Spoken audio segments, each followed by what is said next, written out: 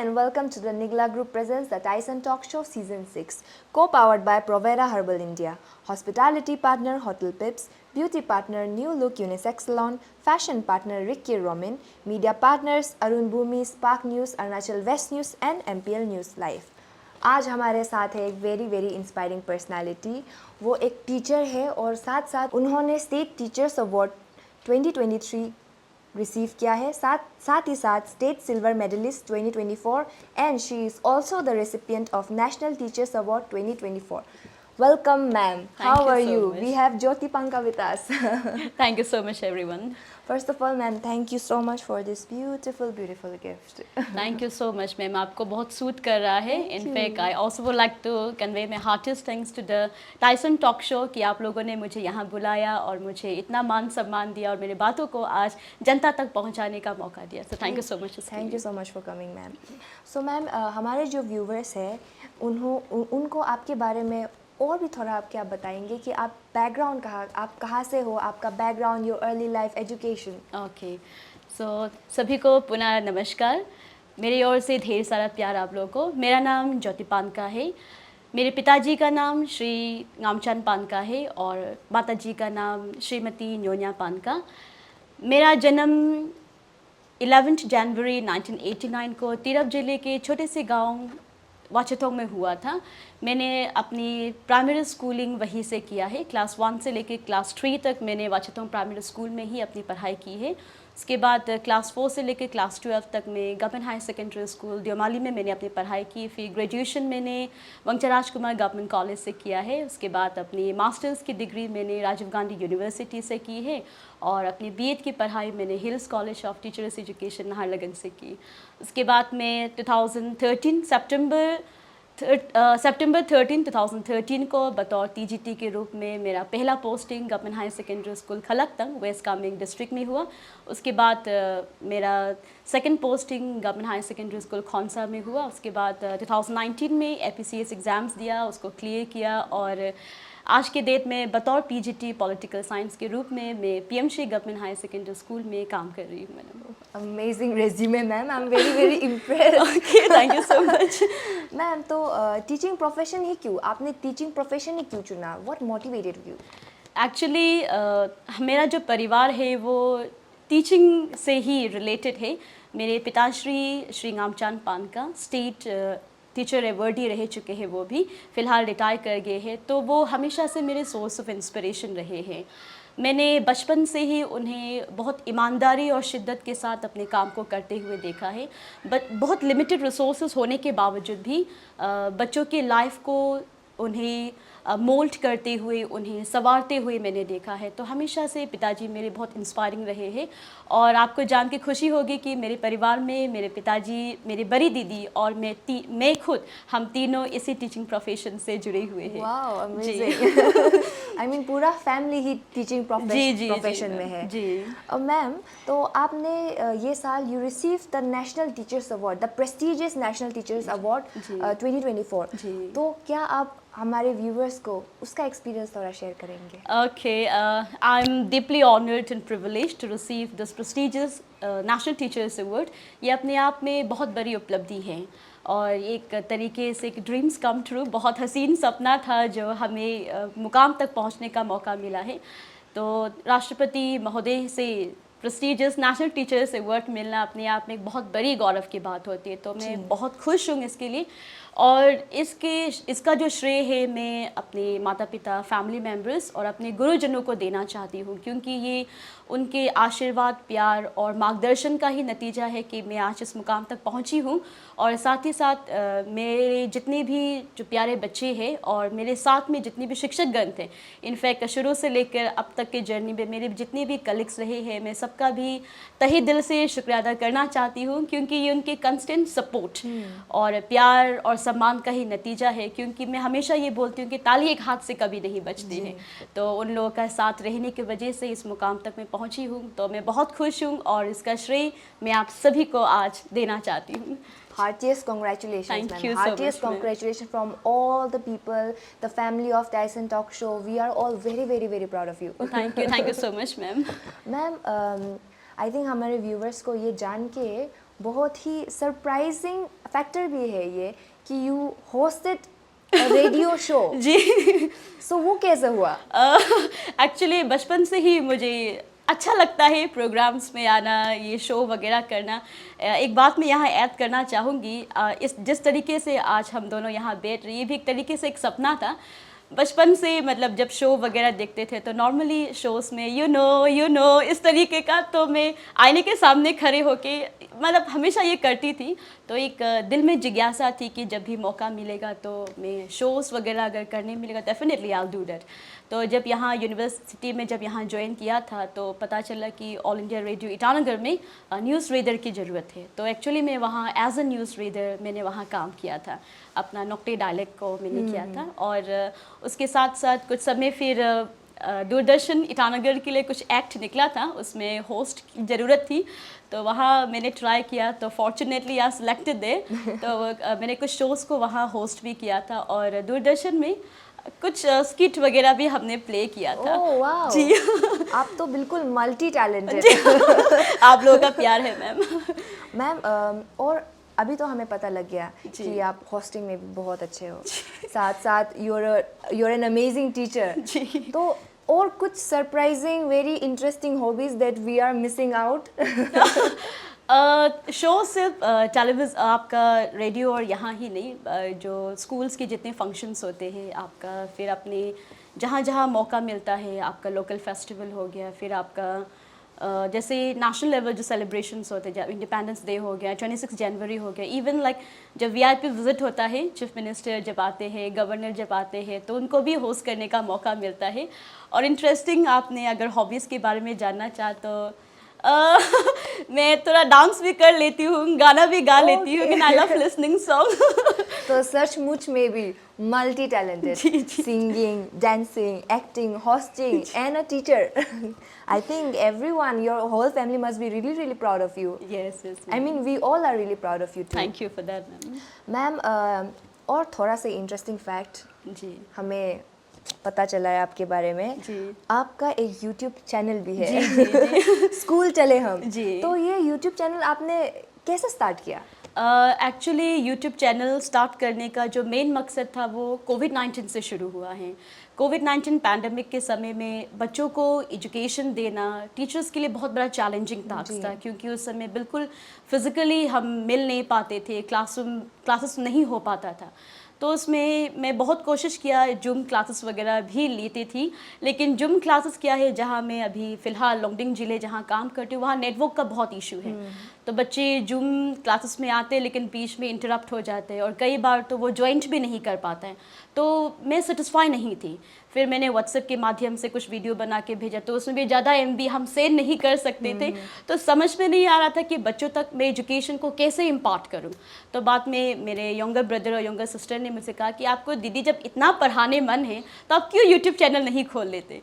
तो कैमरा के सामने आना थोड़ा सा लाइक ये था, थोड़ा हेजिटेट फील कर रहा था, लेकिन मैंने सोचा कि बच्चों के लिए कुछ तो करना पड़ेगा। Then I started my YouTube channel. फिर रात में मैं शूटिंग करती थी, उसके बाद में छोटी बहन मेरी एडिटिंग में उसने काफ़ी मदद किया है, तो उनकी मदद से फिर वीडियो तैयार हुआ बच्चों को, फिर मैं लिंक शेयर करती थी तो वो उससे पढ़ते थे। तो दे वेरी सेटिस्फाइड इस यूट्यूब चैनल से, उनको बहुत फ़ायदा साबित हुआ है।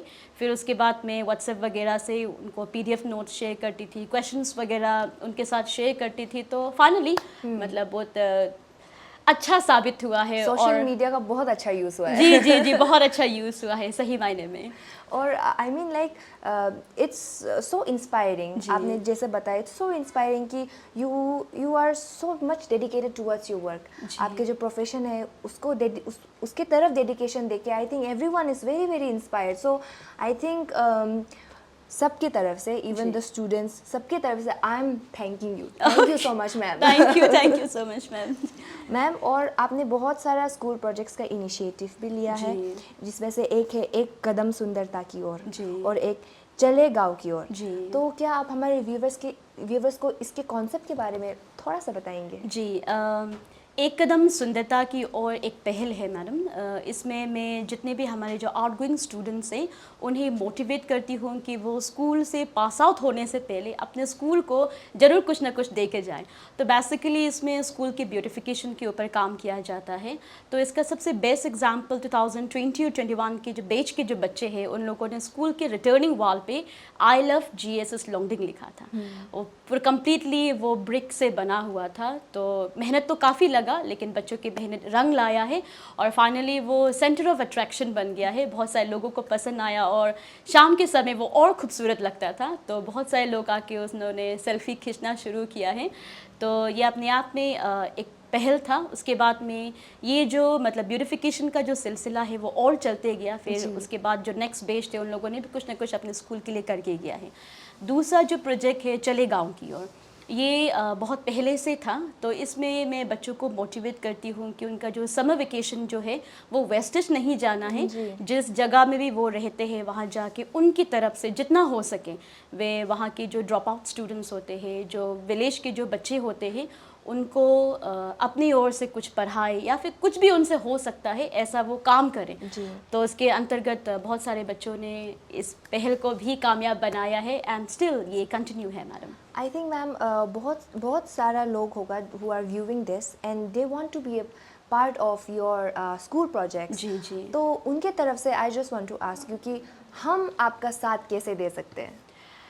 आजकल सोशल मीडिया का ज़माना है मैडम। साथ देने के लिए बस एक जुनून एक चाहिए। मैं हमेशा जो भी मेरे साथ जुड़ने के लिए तैयार है उसको मैं तहे दिल से उन्हें वेलकम करती हूँ। अगर आप जुड़ना चाहते थे यू आर मोस्ट वेलकम। मेरा फेसबुक अकाउंट भी है, इंस्टाग्राम भी है और आज तो आपके टॉक शो में भी आई हुई हूँ। तो वहाँ पे भी कमेंट से कि आप मेरे साथ जुड़ सकते हैं। और इस काम को हम और दिलचस्प बनाने के लिए मैं चाहती हूँ कि ये सिर्फ अपने लॉन्गडिंग तक ही सीमित नहीं होना चाहिए। अगर हो सकता है तो एंटायर अरुणाचल प्रदेश में इस तरीके का पहल अगर हम शुरू कर सके तो अपने आप में मेरे लिए बहुत बड़ी उपलब्धि होगी और एट द सेम टाइम हमारे स्टेट के लिए भी बहुत बड़ी उपलब्धि होगी। जी। सो व्यूअर्स अभी तो हमें पता लग गया है कि मैम को हम कैसे सपोर्ट कर सकते हैं। We just have to share her videos and like. तो अगर आप ये देख रहे हैं तो please go to our account, Facebook, Instagram and YouTube account and please share her videos. And on this note, we are going to take a small Nigla coffee break, and here is our sponsor's ad.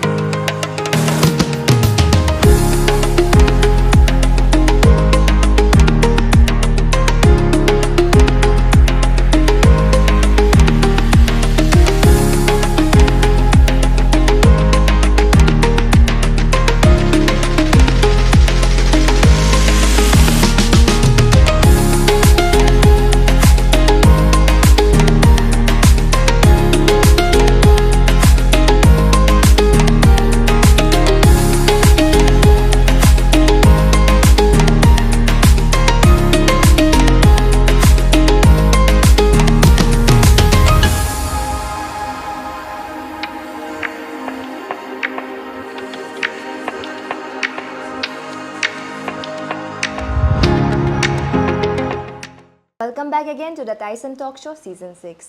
So moving ahead with our interview, ma'am, I want to ask you कि as you mentioned कि आपका parents, your family, they were your source of inspiration. Yes, ma'am. So apart from that, apart from them, और किन्होंने आपको inspire किया, motivate किया?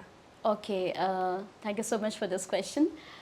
मेरे life में वैसे तो बहुत सारे सोर्स ऑफ इंस्पिरेशन हैं, लेकिन मैं हमेशा से अपने दो टीचर हैं जिनका मैं हमेशा से आभारी रहती हूँ।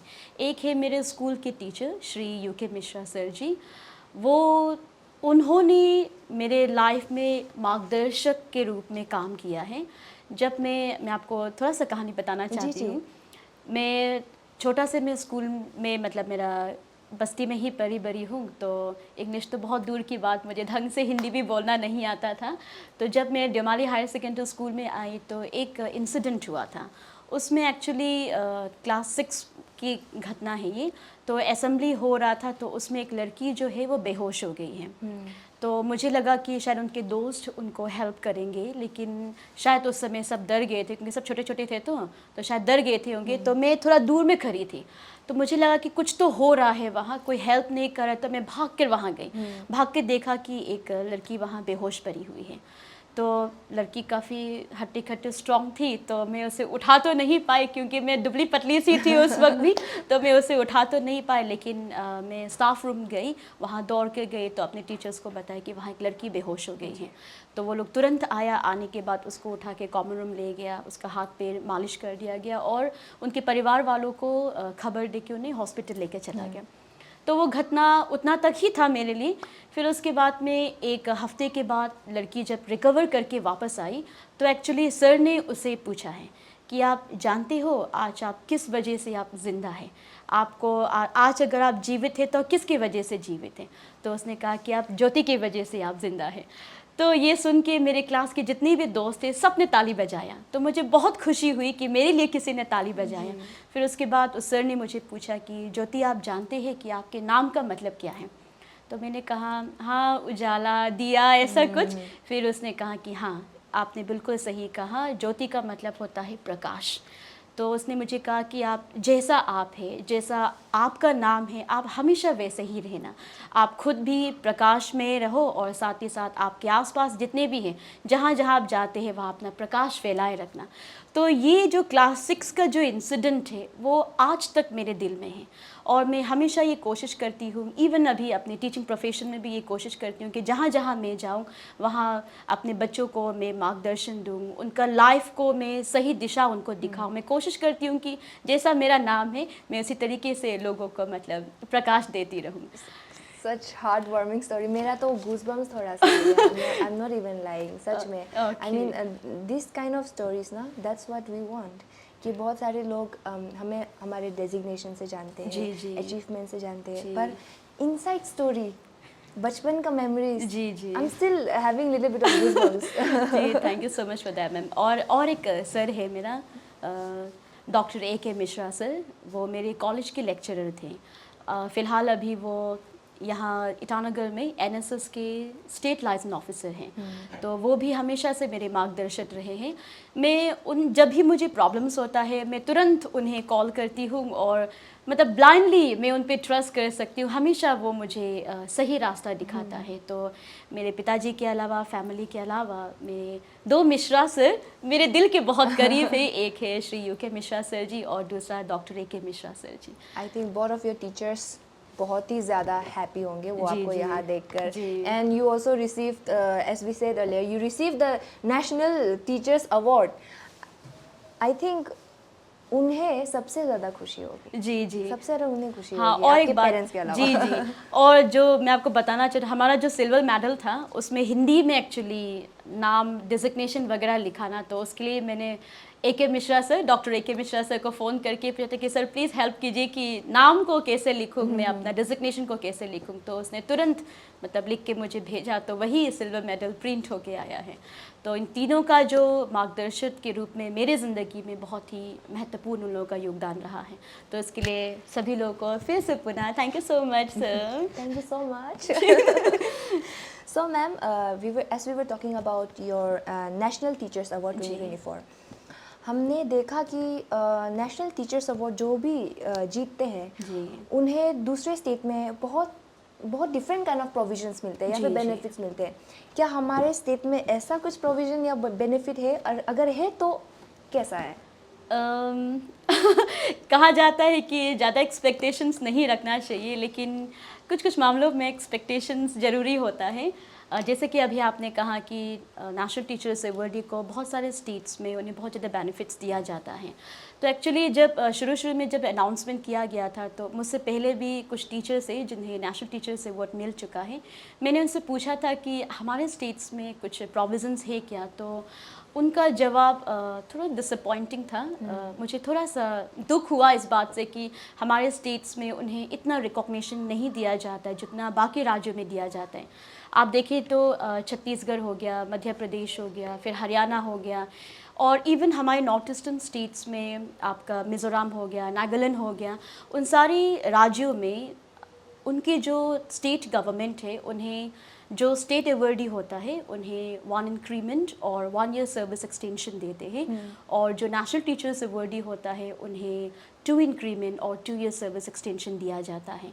तो मुझे लगता है कि हमारे स्टेट्स में भी इस तरीके का प्रोविजंस होना चाहिए, क्योंकि ये सिर्फ मेरे लिए है बोल के मैं ऐसा नहीं बोल रही हूँ। मेरा मानना है कि अगर इस तरीके का अगर रिकॉग्निशन अपने राज्य में भी होगा तो आने वाली जो पीढ़ी है, जो हमारे जो शिक्षकगण थे, जो वो और भी मोटिवेट होंगे, उनको एक और एक उम्मीद मिलेगा कि हाँ, अगर हम काम करेंगे तो ऑब्वियसली देश के प्रेसिडेंट से अवार्ड मिलना अपने आप में बहुत बड़ी बात होती है, लेकिन इसके साथ साथ अगर हमारे स्टेट गवर्नमेंट भी अगर उनको रिकॉग्नाइज करते हैं, कुछ बेनिफिट्स मिलते हैं, तो ये सोने पे सुहागा जैसा होगा। तो मुझे लगता है कि अभी तक अगर इस तरीके का शुरुआत नहीं हुआ है तो ये ज़रूर होना चाहिए, और मैं हमारे एजुकेशन डिपार्टमेंट और गवर्नमेंट ऑफ अरुणाचल प्रदेश से ये निवेदन करना चाहूँगी कि इस बारे में आप लोग ज़रूर सोचिए, और टीचर्स को मोटिवेट करने के लिए इस तरीके का प्रोविजंस होना चाहिए, क्योंकि अगर राज्य बढ़ना है तो सबसे इम्पॉर्टेंट हमारा जो एजुकेशन सेक्टर और हेल्थ सेक्टर को इम्पोर्टेंस देना बहुत ज़रूरी है। और टीचर्स तो कहते ही है बैकबोन है सोसाइटी का, तो उनके बैकबोन को सीधा रखना, उन्हें समय समय पे मोटिवेट करना, इस तरीके का बेनिफिट्स मिलना बहुत आगे जाके फ्रूटफुल हो सकता है। तो ये तहे दिल से मेरी सबसे गुजारिश है कि इस बात को आप ध्यान दीजिए। बिल्कुल ma'am, since we are talking about teachers, जी, तो एज यू सेड कि टीचर्स हमारे एजुकेशनल सेक्टर का, इवन द होल सोसाइटी, पूरे सोसाइटी का एक बैकबोन है। जी जी। तो हमने देखा कि जैसे कि बहुत सारा सिचुएशन ऐसा भी हुआ है कि कहीं में टीचर्स की कमी है, तो कहीं में स्कूल्स की कमी है, तो कहीं स्टूडेंट्स की कमी है, और इसमें ऐसा होता है कि प्राइवेटाइजेशन भी है फिर, जी जी जी, जिसमें बहुत सारे स्कूल में we see the teacher struggling. I think they are very under appreciated, उन्हें सैलरी भी बहुत कम मिलता है। तो व्हाट डू यू थिंक, कि आपको क्या लगता है कि सोसाइटी को और हमारे जो गवर्नमेंट है वो ऐसा क्या कर सकते हैं कि और थोड़ा उन्हें और बेनिफिट मिले? क्योंकि अगर हम जितना उन्हें अप्रिशिएट करेंगे, एनकरेज करेंगे, तब और ज़्यादा टीचर्स अपने काम को भी सीरियसली ले पाएंगे। जी, आपने बहुत इम्पॉर्टेंट क्वेश्चन पूछा है। सही मायने में उन्हें लाइक अपॉइंट तो किया जाता है, लेकिन कहीं ना कहीं सैलरी कम होने की वजह से वो थोड़ा सा मतलब बाकी जॉब के लिए भी वो ट्राई करते हैं। तो इस बीच क्या होता है कि जितना 100% उनको अपने बच्चों को मतलब जितना देना चाहिए उतना वो नहीं दे पाते हैं। तो इसलिए मुझे लगता है कि आपका रेगुलर टीचर्स को तो कुछ खास वैसे सैलरी को लेके प्रॉब्लम नहीं होता है, लेकिन हाँ क्वार्टर्स से रिलेटेड कुछ ना कुछ इश्यूज़ वगैरह होता है। तो गवर्नमेंट ने हाउस रेंट वगैरह तो हाउस अलाउंसेस देते हैं, लेकिन जैसे कि SSA हो गया, जो गेस्ट फैकल्टी वगैरह जो अभी फ़िलहाल जो आज की डेट में अपॉइंट किया जा रहा है, कहीं ना कहीं मतलब मैं ये नहीं बोल रही हूँ कि ये ख़राब चीज़ है, क्योंकि अभी आप देख पा रहे हैं कि 2019 के बाद में या फिर 20 के बाद में जो आपका टीचिंग रिक्रूटमेंट हुआ है, उसके बाद थोड़ा सा थम सा गया है। सबको पता है कुछ इश्यूज़ वगैरह हुआ है जिसके कारण अभी टीचर्स भी रेगुलरली अपॉइंट नहीं हो रहा है। तो उसको सब्सटीट्यूट करने के लिए गेस्ट फैकल्टी वगैरह को अपॉइंट किया गया है। तो ये अपने आप में बहुत अच्छी बात है, लेकिन हाँ जैसे कि आपने कहा कि सैलरी को अगर थोड़ा और बढ़ा के दे तो टीचर जितना मतलब अभी फ़िलहाल अपना मेहनत से बच्चों को पढ़ा रहे उससे ज़्यादा वो अपना मेहनत करके बच्चों के भविष्य को सुधार सकता है। तो इस बारे में चिंतन मंथन ज़रूरी है, और टीचर्स तो हमेशा से मतलब सलाह देने के लिए, उन सलाह नहीं बट लाइक एक अपील करने के लिए हम हमेशा से उनके तैयार रहते हैं। तो डेफिनेटली थोड़ा सा गवर्नमेंट इसके ऊपर भी अगर ध्यान दे तो ज़्यादा अच्छा है। जी। So ma'am, as the recipient of the national teachers award, आपको क्या लगता है कि हमारे एजुकेशनल सिस्टम में ऐसा क्या बदलाव आना चाहिए for the betterment of Arunachal, and also for better to provide a better vision for the education sector of Arunachal? Okay, सबसे पहले तो जैसे अभी 21st सेंचुरी है तो टेक्नोलॉजी का ज़माना है, तो अभी एनईपी नया भी आ रहा है, तो इसमें गवर्नमेंट तो बहुत अच्छी अच्छी पॉलिसीज़ लेके आ रहा है, लेकिन जहाँ तक मेरा पर्सनल एक्सपीरियंस है, मुझे लगता है कि ट्रेनिंग की जो ट्रेनिंग जितना टीचर्स को मिलना चाहिए वो ट्रेनिंग कहीं ना कहीं नहीं मिल रहा है, जिसकी वजह से जो नई पैडागोजीज जो आए हैं, जो टेक्नोलॉजी इसके साथ मतलब उसके साथ कॉप अप नहीं कर पा रहा है, तो कॉप अप नहीं करने की वजह से कहीं ना कहीं जितना मतलब इम्प्लीमेंटेशन होना चाहिए वो इम्प्लीमेंटेशन नहीं हो रहा है। और इसलिए समय समय पे मतलब टीचर्स को ट्रेनिंग देते रहना बहुत ज़रूरी है, मुझे ऐसा लगता है। जी जी बिल्कुल जी। बिल्कुल, बहुत सही बात बोला है जी। आपने मैम। आई थिंक और थोड़ा पुश फ्रॉम द गवर्नमेंट, जी, फ्रॉम द जी, बहुत सोसाइटी ज़रूरी इज है, नीडेड। जी, हाँ। Yes, so ma'am, we are almost at the end of our episode. जी। So is there anything you want to say to our viewers? Okay, for the viewers के लिए सबसे पहले तो आप सभी को बहुत बहुत धन्यवाद आपके इतने प्यार और सम्मान के लिए। मैं बच्चों को ये कहना चाहती हूँ कि अगर ज़िंदगी में कुछ करना है तो हमेशा पॉजिटिव एटीट्यूड बनाए रखिएगा। हार्ड वर्क बहुत ज़रूरी है, सिर्फ हार्ड वर्क ही नहीं, आज के डेट में स्मार्ट वर्क बहुत ज़रूरी है, तो स्मार्ट वर्क कीजिए, जो भी काम कर रहे हैं उसमें कंसिस्टेंसी रखिए। और उसके साथ साथ कहा जाता है कि टैलेंट भी अकेला नहीं होता है, टैलेंट के साथ साथ डिसिप्लिन होना बहुत ज़रूरी है, और at the same time character building is also very very important. और आज के ज़माने में 21st सेंचुरी में टेक्नोलॉजी के चलते काफ़ी जो यंग स्टार्स है वो डिप्रेशन का शिकार भी हो रहे हैं, तो कोशिश कीजिएगा कि अपने इमोशनल बैलेंस को भी आप मेंटेन कीजिए। अगर इमोशनल बैलेंस हो सकता है तो बाकी सारी चीज़ें अपने आप ठीक हो जाएगा। और ख़ास तौर से मेरे जो शिक्षकगण हैं उनके लिए भी मैं ये कहना चाहती हूँ कि अगर बच्चा हमारे पास में वेल टू डू फैमिली से आता है तो हमारा जो काम है वो उतना बड़ा नहीं होता है, क्योंकि उसके परिवार को पहले से पता होता है कि बच्चों के लिए क्या सही होता है। लेकिन अगर कोई बच्चा वेल टू डू फैमिली से नहीं आता है तो पूरी जिम्मेदारी वो टीचर्स के ऊपर होता है, तो इसलिए ऐसे बच्चों को शिक्षा देना, उनके लाइफ को अगर कोई संवार सकता है तो वो हम टीचर्स के पास ही हैं। चैलेंजेस बहुत ज़्यादा आएंगे, लेकिन हर चैलेंजेस का हम डट कर सामना करेंगे, और सिक्के के दो पहलू होते हैं, आपको बहुत ज़्यादा क्रिटिसिज्म भी मिलेगा, बहुत ज़्यादा तारीफ़ करने वाला भी मिलेंगे, लेकिन जो भी चीज़ें आपको अगर कमज़ोर बना रहा है, anything which makes you weak, उस चीज़ को आप एज अ पॉइजन सोच के आप रिजेक्ट कीजिए, आगे चलिए, पॉजिटिव एटीट्यूड के साथ आगे बढ़िए, और हमेशा चेहरे पे मुस्कान रखिए। तो अगर ऐसा होगा तो हमारा जो राज्य है वो उन्नति की राह में चलेगा, और एट द सेम टाइम हमारा जो कंट्री है वो भी तरक्की की राह पे चलेगा। Thank you ma'am, such wonderful message. Thank you so much. And ma'am, हमारे जो टाइसन टॉक शो के फैमिली है, जी। हमारे तरफ से आपके लिए एक छोटा सा token of love. Thank you so much. Thank you so much for coming, ma'am. I think thank you. this was a very inspirational episode. जी। And हमें बहुत सारा जो टीचर्स के प्रॉब्लम्स है उसको भी जी। जानने का हमें मौका मिला। जी, जी। And I really hope कि हमारे जितने भी टीचर्स हैं who are from अरुणाचल और working in अरुणाचल, उन्हें थोड़ा सा और पुश मिले, थोड़ा सा और encouragement और motivation मिले। And on that note, that was the end of our today's episode. We will see you next time. Okay, thank you so much. Thank Jai you. Hind.